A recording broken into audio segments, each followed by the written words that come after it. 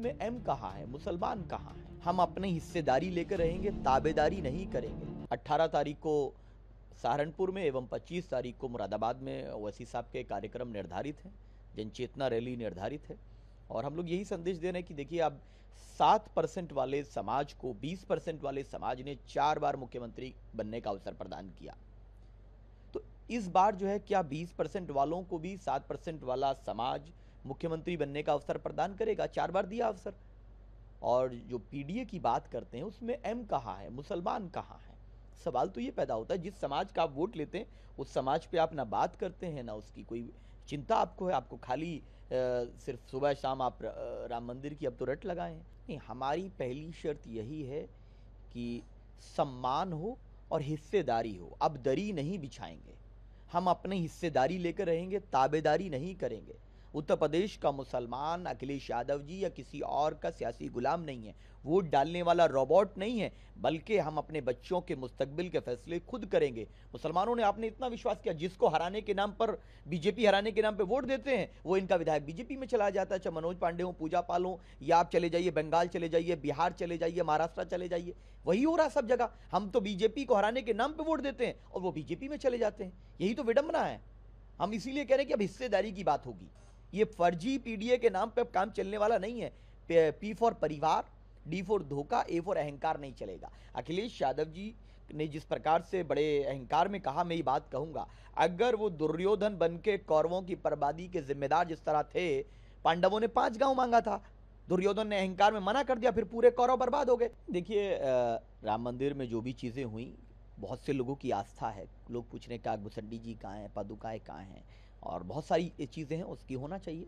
लेकिन ओवैसी साहब ने एक बात कही थी, बीजेपी से गलती हो गई, अगर किसी मुसलमान को डाल देते तो बुलडोज़र, एनकाउंटर, ये सब करके विषय ख़त्म कर दिया जाता।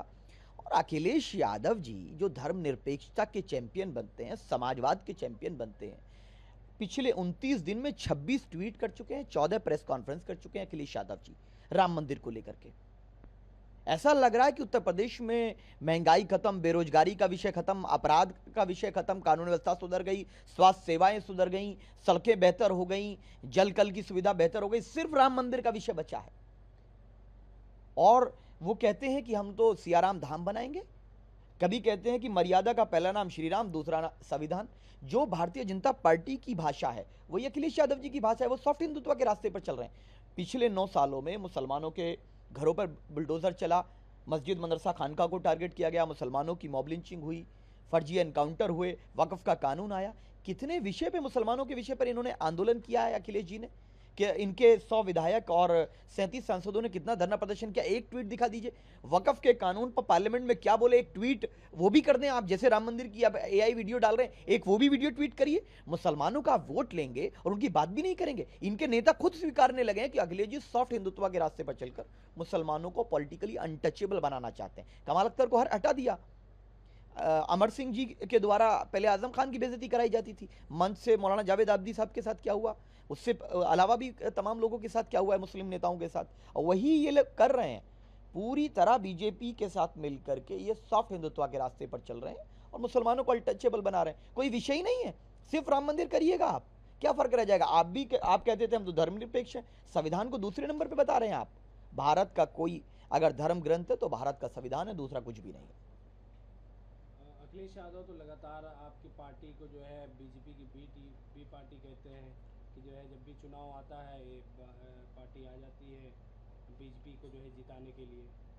हम मजलूमों की एम टीम है और अखिलेश यादव जी जिस लाइन पर चल रहे हैं, उत्तर प्रदेश की जनता देख रही है कि जिसको हमारे समाज ने वोट दिया 95%, वो हमारे विषय पे बोल नहीं रहा है। मेरी मस्जिदें गिरी, मदरसे गिरे, खानका गिरे, मेरे घरों पे बुलडोजर चला, मुसलमानों की मॉब लिंचिंग हुई, वक्फ का कानून आया, रोज अत्याचार हो रहा है, पेपर लीक हो या दूसरे विषय हो, किसानों के मुद्दों, कभी एक आंदोलन का फोटो तो दिखा दो।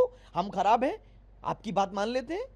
यह आरोप लगाना बड़ा सा, ये मजाक बन चुका है। अब आप आम जनता से पूछिए, आम जनता कह रही कि एजेंट तो वो है जो हमारा वोट लेकर हमारी बात नहीं कर रहा, जो हमारी बात कर रहा है पार्लियामेंट में लेकर, सड़क से लेकर हर जगह पे बात कर रहा है, वो एजेंट नहीं, वो हमारा परिवार का हिस्सा है। हम लोग दलितों की बात कर रहे हैं। जब तिवारी जी का फर्जी एनकाउंटर हुआ बिहार में तो ओवैसी साहब ने बात की, अगर ब्राह्मणों पे अत्याचार होगा तो मजलिस इत्तेहादुल मुस्लिमीन बोलेगी, दलितों पे अत्याचार होगा तो बोलेगी। अखिलेश जी वोट लेकर सांसद बना करके घर में बैठने के लिए सांसद और विधायक नहीं बनाए गए हैं, और आपके विधायक और सांसद अगर निकम्मे हैं, नहीं बोल सकते सदन में, तो जनता दोबारा ऐसे लोगों को चुनकर नहीं भेजेगी।